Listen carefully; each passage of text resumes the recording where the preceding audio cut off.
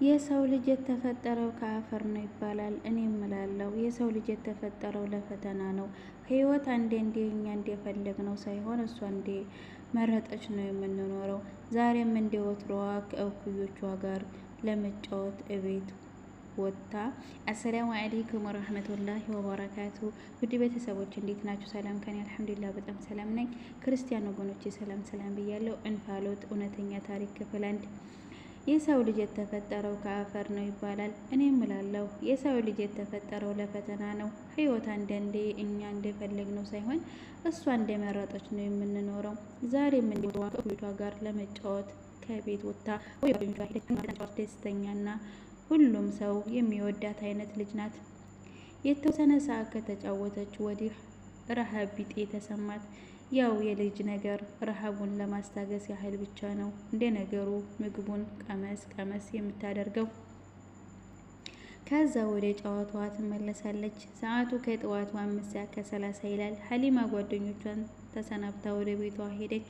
ነገር ግን ቤቷ ስትደርስ ያልጠበቀችውን ቤቷ አንድ ከብት ያሳለፈችው ጨዋታ ያደረገውን ደስታዋን ሁሉ ጠፍቶ ታሳልፍ ያደረገ ክስተት ነው። በራፍ ላይ ስትደርስ ያልጠበቀችው ነገር አለወትሮዋ የግቢያቸውን በር ተከፍቶ ትንሽ ግራ ገባት። ምናልባት እንደከፈተው ሰው ብላ አሰበች። በሩን ድምፅ ሳትሰማ ሰራዘችው። ጊዜ እንደምታደርገው እናቷን ጋር ስትደርስ በቀሳው የተሰማ ትሄድና ታስደነግጣት ነበር። እናቷን ለማስደንገጥ እናቷን ሁሌ ወደ መታኝበት ኩሽና ሄደች። ግን እንደጠበቀችው አልሆነም። እናቷን ኩሽና ውስጥ ታገኛለች። ምናልባት ሳሎን ትሆናለች ብላ ወደ ሳሎን በተመሳሳይ መልኩ እያራመደች ሄደች። ግን እዛ ቢሆን ተመሳሳይ ነገር መጣ። ሀሊማ እናቷ ያለ ወትሮዋ ሁሌ ከምታገኘው በማጣቷ ትንሽ ግራ ተጋባች። ውጭ ለምትጠቀመችው ኡሚ ብላ ልትጣራ አስባ ግን ገጥና ሀሳብ መኝታ ቤት ለምን አላያትም የሚል አሁን እዛም ቢሆን አግኝቻት ከኋላዋ ሆና ለማስደንገጥ እንዲያመቻት አስያለ መኝታ ቤቱ አመራች። ነገር ግን የሆነ ድምጽ ማን ይሆናል ያለው እያለች እየፈራች ወደ ክፍሉ ተጠጋች። አልጠበቀም ነበርና ቀስ አደረገችው። የአባቷ ድምጽ ሰማች። በዚህ ሰዓት ቤት ምን ሰራላታች? ቁርስ ከበሉ በኋላ ስራ እንዴት ያሳውታለች ያመጣላ እያሰበች በሩን ከመጀመሪያው ትንሽ ጠጋ አድርጋ አንገቷን ወደ ውስጥ አስገባች። ግን ምንም ያልጠበቀችው ነገር ነበር የተመለከተችው። 2 ዓመት ያልሆናቸው ታናናሽ መንታ እህትና ወንድሟ አልጋ ላይ እንደተኙ ናቸው። የሀሊማ እናት ግን አልጋው ግርጌ ጋር በጀርባዋ ተንጋላ ወድቃለች። ከአንገቷ አካባቢ ደም እየፈሰሰ ነው። አባቷ ደንግጦ ባለበት ደርቆ ቆሟል። ከአልጋው ጎን ሰሚራ የሆነ ብረት የሚመስል ነገር ይዛ ቆማለች። ሰሚራ ማለት ጎረቤታችንና የእናቴ የቅርብ ጓደኛ ነች።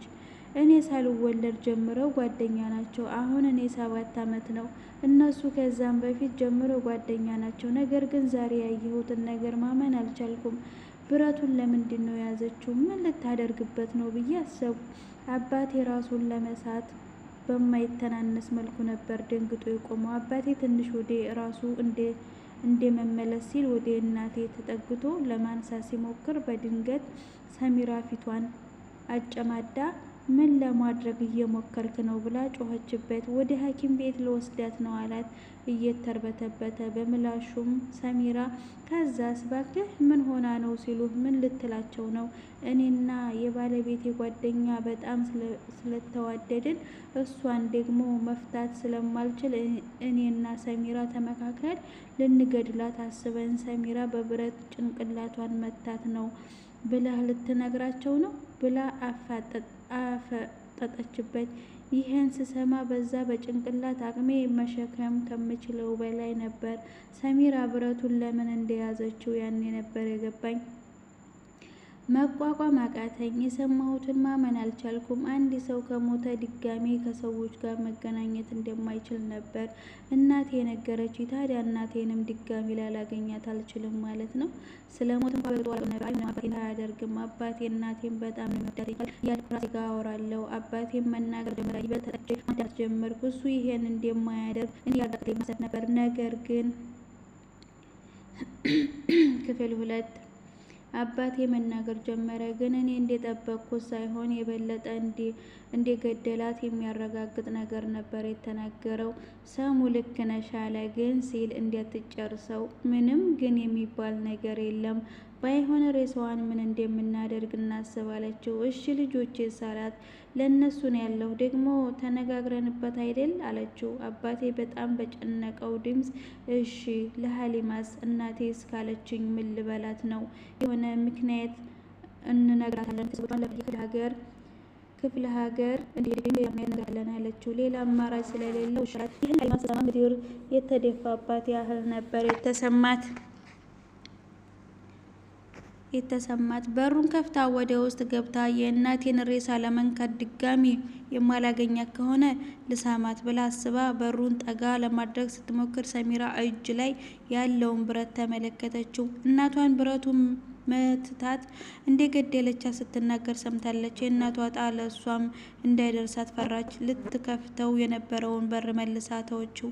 የእናቷን ሬሳ ለመደበቅ ሲዋከቡ አየቻቸው። ሞት ማለት ምን እንደሆነ በማታውቅበት እድሜ ላይ ሆና በንጹህ አእምሮዋ የእናቷን አሰቃቂ ሞት፣ የአባቷን ጭካኔ አየች። አባቷ ይህ ሁሉ ሲሆን ሀሊማ እንደማታውቅ ነው ያሰበው።